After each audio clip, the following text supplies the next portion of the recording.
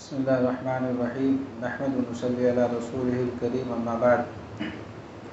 أعوذ بالله من الشيطان الرجيم ألف لام ميم ذلك الكتاب لا ريب فيه هدى للمتقين۔ اللہ رب العالمین کا شکر احسان کہ جس کی توفیق اور اس کے فضل و کرم سے آج ہم نے تراویح کی نماز باجماعت ادا کی۔ دعا کریں کہ اللہ رب العالمین ہمیں صحت و عافیت اور تندرستی عطا فرمائے اور تراویح کی نماز کی پابندی کی توفیق بخشے۔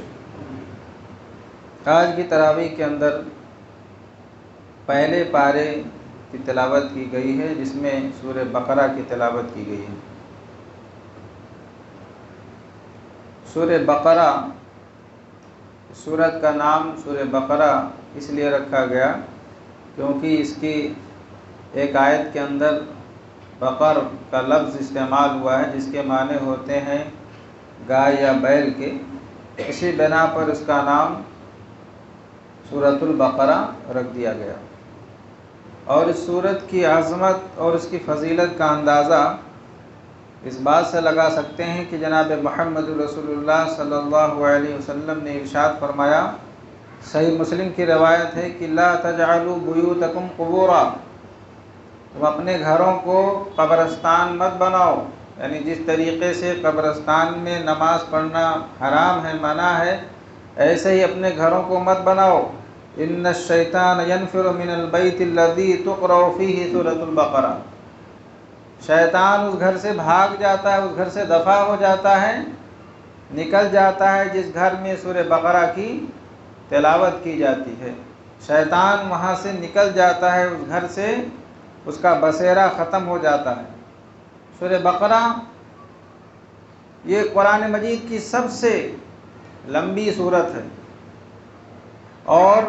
ایک حدیث کے اندر اللہ کے رسول صلی اللہ علیہ وسلم نے فرمایا، اقرأوا البقرہ، سورہ بقرہ کی تلاوت کیا کرو، فإن أخذها برکہ، سورہ بقرہ پڑھنے سے برکت حاصل ہوتی ہے، گھروں کے اندر برکتوں کا نزول ہوتا ہے۔ اور آگے اللہ کے رسول صلی اللہ علیہ وسلم نے فرمایا وَتَرْكُهَا حَسَرَةٌ، جو آدمی سورہ بقرہ کو نہیں پڑھتا، اس کو چھوڑ دیتا ہے تو اس کے ہاتھ میں صرف حسرت، ندامت اور افسوس ہی آتا ہے۔ اور آگے فرمایا وَلَا تَسْتَطِيعُهَا الْبَطَلَةُ، اور اس گھر کے اندر سورہ بقرہ کی تلاوت کی جاتی ہے، جو جادوگر جو ہوتا ہے، جادوگر سورہ بقرہ کا مقابلہ نہیں کر سکتا۔ یعنی سورہ بقرہ پڑھنے سے جادو وغیرہ سے حفاظت ہوتی ہے، آدمی جادوگروں کے شر سے محفوظ ہو جاتا ہے۔ اس کی ایک فضیلت یہ بھی ہے کہ سورہ بقرہ کے اندر ایک ایسی آیت ہے جسے آیت الکرسی کہتے ہیں، جو کہ اللہ کے نبی صلی اللہ علیہ وسلم نے فرمایا، من قرأ آیت الکرسی، جس نے آیت الکرسی کی تلاوت کی دبر کل صلاح، ہر فرض نماز کے بعد، جس نے ہر فرض نماز کے بعد آیت الکرسی کی تلاوت کی، تو اللہ کے رسول صلی اللہ علیہ وسلم نے فرمایا لم یمنعہ من دخول الجنۃ الا الموت، جنت میں داخل ہونے سے موت کے علاوہ اسے کوئی چیز نہیں روک سکتی، یعنی موت ہی رکاوٹ ہے جنت میں داخل ہونے سے، مرتے ہی وہ جنت کے اندر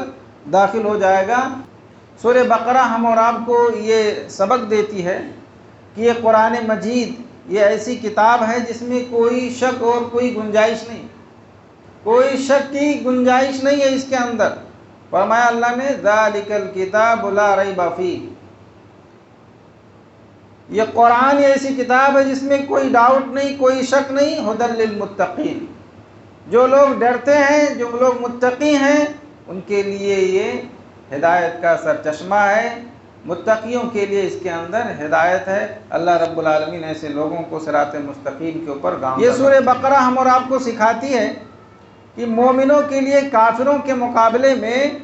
منافق زیادہ خطرناک ہوتے ہیں، منافق یہ زیادہ خطرناک ہوتے ہیں مومنوں کے لیے کافروں کے مقابلے میں۔ اور منافق کہتے کسے ہیں؟ منافق کی تعریف یہ ہے کہ جس کے دل میں کفر ہو اور وہ اپنے آپ کو وہ مسلمان ظاہر کرے، دنیاوی لالچ میں، حرص میں وہ خود کو تو مسلمان ظاہر کرے لیکن اس کے دل میں نفاق ہو، وہ کفر کو چھپائے ہوئے ہو، ایسے آدمی کو منافق کہا جاتا ہے۔ اور ایسے لوگوں کو پہچاننا بہت مشکل ہوتا ہے۔ آپ منافق کو جلدی نہیں پہچان سکتے کیونکہ اس کے پاس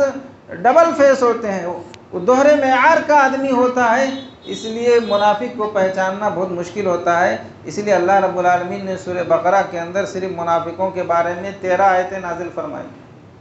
منافقوں کے بارے میں اللہ نے 13 آیتیں نازل فرمائی ہیں، آیت نمبر 8 سے لے کر کے آیت نمبر 20 تک، اور کافروں کے بارے میں صرف 2 آیتیں ہیں۔ کافروں کے بارے میں صرف 2 آیتیں، 6 سے لے کے 7 تک۔ زیادہ آیتیں اللہ رب العالمین نے منافقوں کے بارے میں نازل فرمائی ہیں کیونکہ منافقوں کی تعداد زیادہ ہے، منافقوں کی تعداد بہت زیادہ ہے۔ اللہ رب العالمین نے اسی لیے منافقوں کے بارے میں زیادہ آیتیں نازل فرمائیں۔ تو منافقین یہ امت کو بہت زیادہ نقصان پہنچاتے ہیں، اسی لیے اللہ نے فرمایا ان المنافقین فی الدرک الاسفل من النار، یہ جو منافق ہیں یہ جہنم کے سب سے نچلے درجے کے میں داخل ہوں گے۔ تو یہ سورہ بقرہ ہم اور آپ کو یہ سکھاتی ہے، اسرائیل جو قوم تھی وہ غلطیوں پر غلطیاں کرتی تھی، غلطیوں پر اصرار کرتی تھی، تو ہمیں یہ تعلیم دی جا رہی ہے کہ تم بھی بنی اسرائیل کی قوم کی طرح مت ہو جاؤ اور بار بار غلطیوں پر اصرار مت کرو، بار بار غلطیاں مت کرو، بلکہ اپنی اصلاح کرو اور غلطیوں پر اصرار نہ کرو جس طریقے سے قومیں بنی اسرائیل کرتی تھی، ورنہ تم بھی اسی طرح ہلاک و برباد ہو جاؤ گے، تمہارے اوپر بھی اللہ ایسے ہی عذاب اور سزا نازل کرے گا جس طریقے سے بنی اسرائیل قوم کے اوپر اللہ رب العالمین نے۔ سورہ بقرہ ہمیں یہ سبق سکھاتی ہے کہ جو شخص دین کو اپنے لیے مشکل سمجھتا ہے تو دین اس کے لیے مشکل ہو جاتی ہے۔ ایک آدمی دین کو اپنے لیے آسان سمجھتا ہے تو دین اس کے لیے آسان ہو جاتی ہے، اور جو آدمی دین کو اپنے لیے مشکل سمجھتا ہے تو دین اس کے اوپر مشکل ہو جاتی ہے۔ مثال کے طور سے رمضان کا مہینہ شروع ہو گیا ہے، روزہ بہت سے لوگوں کو آسان لگتا ہے، اور کتنے ایسے لوگ ہیں جن کو روزہ بہت مشکل ہوتا ہے۔ بہت سے لوگ آسانی کے ساتھ پورا دن جو ہے صبر کر لیتے ہیں، بھوک اور پیاس کی شدت کو برداشت کر لیتے ہیں، لیکن بہت سے لوگ ایسے ہیں جو بھوک و پیاس کو برداشت نہیں کر سکتے، ان کو ایسا لگتا ہے کہ روزہ ان کو لگ گیا ہے اور وہ برداشت نہیں کر پاتے، بہت پہاڑ ان کو معلوم ہوتا ہے یہ دن۔ تو جب آدمی جو ہے کسی چیز کو اپنے لیے آسان سمجھتا ہے تو اللہ اس کے لیے وہ چیز آسان کر دیتا ہے، اور جو مشکل سمجھتا ہے تو اللہ اس کے اوپر اس چیز کو مشکل کر دیتا ہے۔ اس کی مثال اللہ نے سورہ بقرہ ہی میں دیا ہے۔ اللہ نے فرمایا ان اللہ یامرکم ان تذبحوا بقرہ، اللہ نے بنی اسرائیل قوم سے کہا کہ تم گائے ذبح کرو۔ اللہ کا حکم تھا گائے ذبح کرو، ایک گائے لے کر کے وہ ذبح کر سکتے تھے، لیکن انہوں نے کیا کیا، خود دین کو اپنے اوپر مشکل کر دیا۔ اب وہ پوچھنے لگے گائے کیسی ہو، اس کی عمر کیا ہو، اس کا کلر کیسا ہونا چاہیے، جس طریقے سے سوال کرتے گئے اللہ کی طرف سے ان کے اوپر کنڈیشنز بھی بڑھتے گئے، اور اللہ نے آخر میں فرمایا فَذَبَحُوهَا وَمَا كَادُوا يَفْعَلُونَ، انہوں نے بہت ہی مشکل سے ذبح کیا گائے کو، حالانکہ ان کا ارادہ نہیں تھا، وہ عمل کرنا نہیں چاہتے تھے اللہ کے حکم کے اوپر، اس لیے یہ ہیلے اور یہ بہانے کرتے رہے کہ اس کا وہ کیسی ہو، دکھتی کیسی ہو، اس کی عمر کیسی ہو، اس کا کلر رنگ کیسا ہو، بڑی مشکل میں تھے وہ۔ اب چونکہ اب ان کے پاس کوئی ہیلا اور بہانہ نہیں بچا، جو سوال کرنا تھا وہ کر گئے، اب عمل کے علاوہ ان کے پاس کوئی چارہ نہیں تھا، تو اللہ نے فرمایا فَذَبَحُوهَا وَمَا كَادُوا يَفْعَلُونَ، انہوں نے ذبح کر دیا لیکن وہ ذبح کرنے والے نہیں تھے۔ سورہ بقرہ ہمیں یہ سبق سکھاتی ہے کہ ہم صرف قرآن مجید کی تلاوت نہ کریں بلکہ اس کے ساتھ ساتھ اس کے اوپر عمل کریں۔ قرآن مجید کی تلاوت کے ساتھ ساتھ ہمیں اس کے اوپر عمل بھی کرنا چاہیے۔ یہ یہودیوں کا طریقہ ہے کہ کتاب تو پڑھا جائے لیکن اس کے اوپر عمل نہ کیا جائے، جیسا کہ اللہ رب العالمین نے سورہ بقرہ میں آیت نمبر 78 میں فرمایا وَمِنْهُمْ أُمِّيُّونَ، ان میں کچھ ایسے ان پڑھ ہیں لا يعلمون الکتاب الا امانیہ، جو کتاب کے صرف ظاہری الفاظ کو جانتے ہیں، وَإِنْهُمْ إِلَّا يَظُنُّونَ، اور وہ صرف اٹکل اور گمان کے اوپر جو ہیں ان کا علم ہے۔ تو ہمیں یہ حکم دیا جا رہا ہے کہ ہمارے پاس جو علم ہو ہم اس کے اوپر عمل کریں، قرآن مجید کو پڑھیں، اس کی تلاوت کریں اور اس کے اوپر عمل بھی کریں۔ سورہ بقرہ ہمیں یہ تعلیم دیتی ہے، ہمیں یہ سکھاتی ہے کہ ہم سے یہود و نصارہ، یہودی یہ عیسائی راضی نہیں ہو سکتے اس وقت تک جب تک کہ ہم ان کی ملت کے اوپر نہ چلنے لگیں، جب تک کہ ہم ان کی پیروی نہ کرنے لگیں، جب تک کہ ہم ان کے نقش قدم پر نہ چلنے لگیں۔ اللہ نے قرآن میں فرمایا سورہ بقرہ میں آیت نمبر 120 میں وَلَن تَرْضَ عَنْكَ الْيَهُودُ وَلَا النَّصَارَى حَتَّى تَتَّبِعَ مِلَّتَهُمْ، یعنی یہود و نصارہ تم سے راضی نہیں ہو سکتے، تم سے کبھی خوش نہیں ہو سکتے جب تک کہ تم ان کے طرز زندگی کو نہ اپنا لو۔ آج مسلمانوں کی اکثریت ایسی ہے جو یہود و نصارہ کی نقالی کرتی ہے، برتھ ڈے مناتی ہے، اپریل فول مناتی ہے، ویلنٹائن ڈے مناتی ہے، اور اسی طریقے سے انہی کی طرح لباس پہنتی ہے، انہی کی طرح کھانے پینے، ہر چیز میں ہماری جو زندگی، اٹھنا بیٹھنا کھانا پینا لباس، ہر چیز میں ہم انہی کی مشابہت اختیار کر کیے ہوئے بیٹھے ہیں۔ اور اسی لیے اللہ کے نبی صلی اللہ علیہ وسلم نے فرمایا تھا کہ من تشبہ بقوم فہو منہم، جو کسی قوم کی مشابہت اختیار کرے گا وہ انہی میں سے ہے۔ اور آپ صلی اللہ علیہ وسلم نے فرمایا تھا کہ ایک دور آئے گا کہ لوگ جو ہے یہود و نصارہ کے نقش قدم پر چلیں گے، بالشت کے برابر بالشت، ہاتھ کے برابر ہاتھ، یعنی ہو بہو ان کے نقش قدم پر چلیں گے۔ اور ایک روایت میں فرمایا کہ جس طریقے سے جوتے کا دسمہ برابر ہوتا ہے ایسے ہی وہ انہی کے نقش قدم پر چلیں گے، یہاں تک کہ اگر کسی نے اپنی ماں کے ساتھ اعلانیہ زنا کیا ہوگا تو امت محمدیہ میں بھی ایسا بدبخت پیدا ہوگا جو اپنی ماں کے ساتھ جو ہے کھلم کھلا اور اعلانیہ زنا کرے گا۔ تو ہمیں چاہیے کہ ہم یہود و نصارہ کی نقالی سے بچیں اور اپنے دین کے اوپر حضور پاک صلی اللہ علیہ وسلم کی سنت کے اوپر عمل کریں اور اس کے اوپر فخر محسوس کریں، اور یاد رکھیں کہ عزت ان کی اتباع اور پیروی میں نہیں ہے، ان کے نقش قدم پر چلنے میں نہیں ہے، بلکہ عزت کہاں ہے؟ قرآن اور حدیث پر عمل کرنے میں، سنتوں کو اپنانے میں اللہ رب العالمین نے جو ہے عزت رکھی ہے۔ سورہ بقرہ کے اندر عملی کام کیا ہے؟ سب سے پہلے ہمیں چاہیے کہ ہم قرآن مجید کے ساتھ اپنے رشتے کو مضبوط کریں، قرآن مجید کو تھامیں، قرآن مجید کو ہم پکڑ کے رکھیں گے، اس کو مضبوطی سے تھامیں گے اور اس کی تلاوت کریں گے اور اس کے اوپر عمل کریں گے تو کبھی گمراہ نہیں ہوں گے، کبھی جو ہے ہم گمراہ نہیں ہوں گے، کبھی بھی اللہ رب العالمین ہمیں ضائع نہیں کرے گا، اللہ رب العالمین ہمیں سیدھے راستے کی رہنمائی فرمائے گا، کیونکہ اللہ نے فرمایا ذالک الکتاب لا ریب فیہ ھدی للمتقین، یہ قرآن مجید جو ہے یہ متقیوں کے لیے ہدایت ہے۔ اسی طرح ہمیں چاہیے کہ ہم اپنے اندر متقیوں والا صفات پیدا کریں۔ متقیوں کی صفات کیا ہیں؟ اللہ رب العالمین نے آیت نمبر 2 سے لے کے 5 میں فرمایا الذین یؤمنون بالغیب، متقی وہ ہے جو غیب کے اوپر، غیبی جو باتیں ہیں اس کے اوپر ایمان لاتا ہے، وَيُقِيمُونَ الصَّلَاةَ، اور جو نماز قائم کرتا ہے، وَمِمَّا رَزَقْنَاهُمْ يُنْفِقُونَ، اور جو کچھ ہم نے ان کو رزق دے رکھا ہے وہ اس میں سے خرچ کرتے ہیں، وَالَّذِينَ يُؤْمِنُونَ بِمَا أُنزِلَ إِلَيْكَ، اور متقی وہ ہیں جو لوگ آپ پر جو کتاب نازل ہوئی ہے اس کے اوپر وہ ایمان رکھتے ہیں، وما انزل من قبلک، اور جو آپ سے پہلے جو کتابیں نازل ہوئی ہیں آسمانی کتابیں وہ اس کو بھی مانتے ہیں، اس کے اوپر بھی ایمان رکھتے ہیں۔ فرمایا وبالآخرۃ ھم یوقنون، اور آخرت کے دن پر بھی ان کا یقین ہوتا ہے کہ قیامت قائم ہوں گے، وہاں پر اللہ رب العالمین کے ہاں جو ہے جزا اور سزا کا فیصلہ ہوگا، اس کے اوپر بھی آدمی ایمان اور یقین رکھتا ہے۔ اور ہمیں چاہیے کہ ہم منافقین کی صفات سے بھی اپنے آپ کو دور رکھیں اور اپنے آپ کو محفوظ رکھیں۔ منافق وہ ہیں جو اپنی غلطی کا اعتراف نہیں کرتے اور گناہوں کے اوپر اصرار کرتے ہیں، بار بار گناہ کرتے ہیں، اور لوگوں کو یہ تصور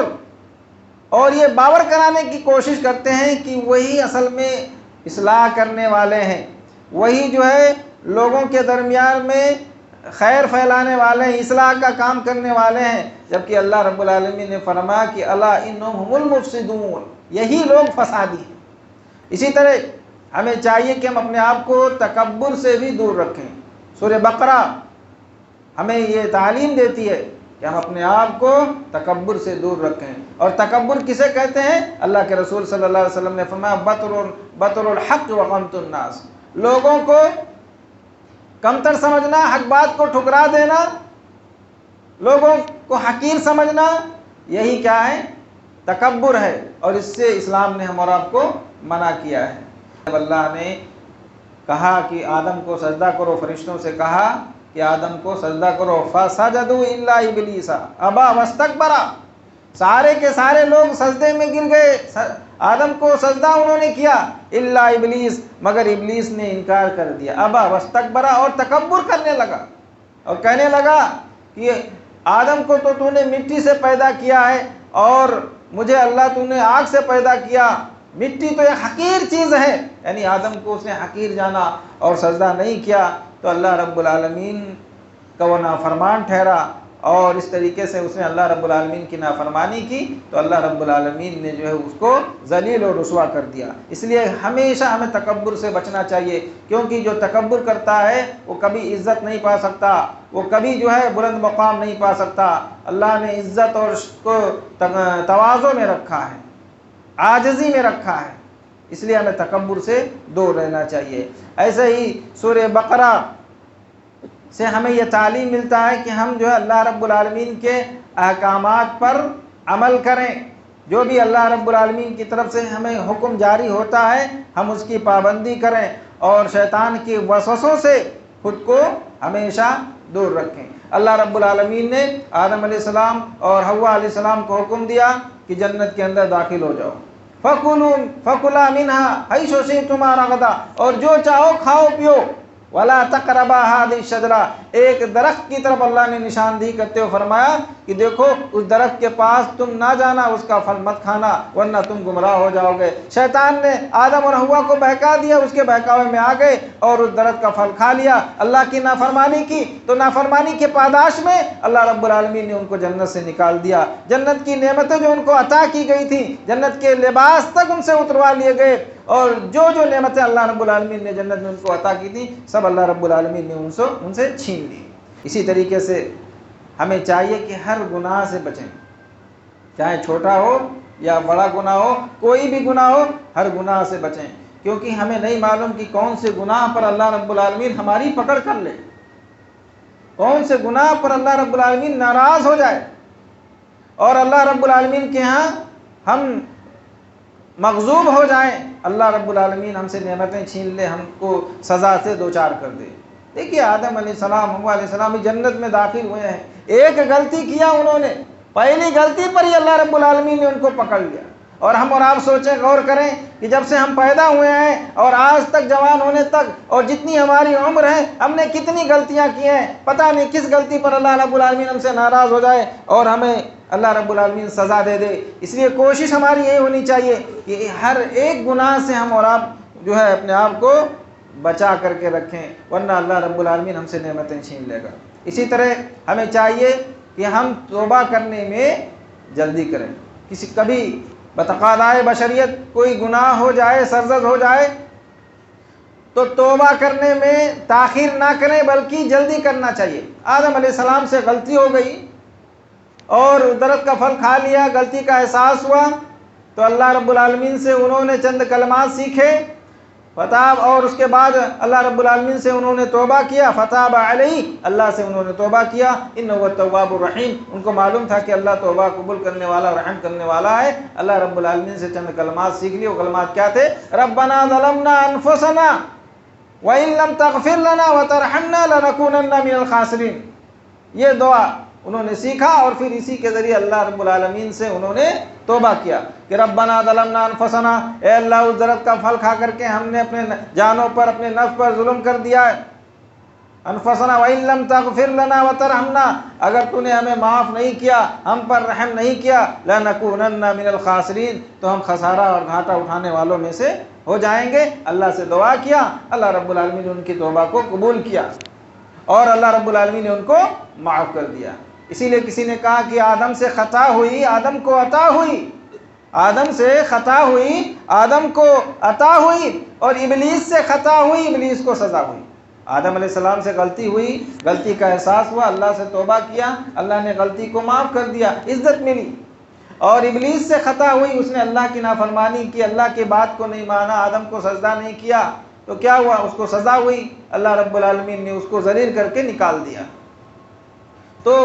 جب بھی کوئی غلطی ہو جائے فوراً اللہ تبارک و تعالیٰ کی طرف رجوع کیا جائے اور توبہ کرنے میں تاخیر نہ کی جائے۔ لقمان حکیم نے اپنے بچے سے کہا تھا، یا بنی لا تؤخر التوبہ، اے میرے بیٹے توبہ کرنے میں کبھی تاخیر مت کرنا، فإن الموت یأتی بغتۃ، کیونکہ موت جو ہے یہ اچانک آتی ہے۔ آج بہت سے نوجوان سمجھتے ہیں کہ اب تو جوان ہیں، ابھی تو عمر ہے، بعد میں توبہ کر لیں گے۔ موت کا کوئی ٹھکانہ نہیں، موت بتا کے نہیں آتی، کب ہماری زندگی کا چراغ گل ہو جائے۔ اس لیے جہاں تک ہو سکے فوراً جو ہے توبہ کرنے میں جلدی کرنی چاہیے۔ اللہ کے رسول صلی اللہ علیہ وسلم نے فرمایا، کل بنی آدم خطاؤن، ہر انسان خطا کا پتلا ہے، غلطی ہو جاتی ہے، وخیر الخطائین التوابون، اور سب سے بہترین خطا کار وہ ہے جو غلطی ہونے کے بعد فوراً اللہ کی طرف رجوع ہوتا ہے اور اللہ تبارک و تعالیٰ سے توبہ کر لیتا ہے۔ اسی طریقے سے ہمیں چاہیے کہ جہاں ہم لوگوں کی اصلاح کرتے ہیں، لوگوں کی اصلاح کی فکر کرتے ہیں، وہیں پر ہم خود کو نہ بھولیں، اپنی بھی اصلاح کرنی چاہیے۔ آج سماج اور معاشرے کے اندر آپ کو ایسے لوگ ملیں گے جو دوسروں کی اصلاح میں لگے رہتے ہیں، لیکن انہیں اپنی فکر نہیں ہوتی۔ جہاں ہم دوسروں کی اصلاح اور ان کی خیرخواہی کی فکر کرتے ہیں، وہیں ہمیں اپنے اوپر بھی نظر رکھنی چاہیے۔ ہمارے اندر بھی اگر کوتاہی ہے، غلطی ہے، تو اس کو بھی سدھارنے کی کوشش کریں۔ اللہ نے فرمایا، اتأمرون الناس بالبر وتنسون انفسکم، کیا تم لوگوں کو نیکی کا حکم دیتے ہو اور اپنے آپ کو بھول جاتے ہو؟ اس لیے لوگوں کی اصلاح کے ساتھ ساتھ ہمیں یہ تعلیم دی گئی ہے کہ ہم اپنی بھی اصلاح کی فکر کریں۔ اسی طریقے سے آخری بات یہ